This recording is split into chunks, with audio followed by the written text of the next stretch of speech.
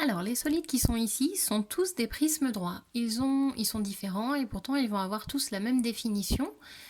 Un prisme droit, donc comme celui-ci par exemple, c'est un solide qui a deux faces superposables et parallèles qu'on appellera les bases. Donc ici nous avons une base ici et une base ici, qui sont des polygones égaux et superposables.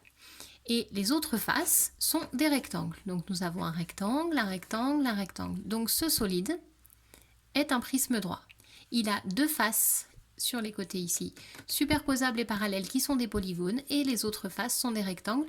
Nous avons donc un prisme droit. La base de ce prisme droit est un triangle, donc c'est un prisme droit à base triangulaire. La hauteur du prisme droit, c'est la distance entre les deux bases, donc la hauteur, elle est ici. Donc si on le met debout, le prisme droit, il a une base en dessous, une base au-dessus et une hauteur. Si on le met couché comme ça, le prisme droit, il a ces deux bases qui cette fois-ci sont sur les côtés et la hauteur, elle va être ici. On fait attention, la hauteur, c'est la distance entre les deux bases. Ça n'a pas de rapport avec le fait d'être en haut. Donc on repère où sont les bases. La base ne signifie pas qu'on est en bas. La base, c'est la forme qui est un polygone et qui est la même des deux côtés. Voilà. Celui-ci, c'est le même. C'est aussi un prisme droit à base triangulaire puisqu'on a un triangle et un triangle superposables et parallèles et les autres faces sont des rectangles. Donc ce solide-là est un prisme droit également. Donc on voit qu'ils ne se ressemblent pas forcément.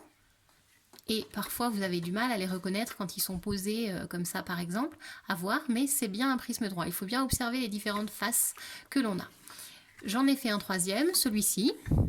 Ici, nous avons, là, on voit bien un pentagone et de l'autre côté, un pentagone, donc 5 côtés. Ils sont superposables et parallèles. Et autour, nous avons un rectangle, un rectangle, un rectangle, un rectangle, un rectangle, 5 rectangles.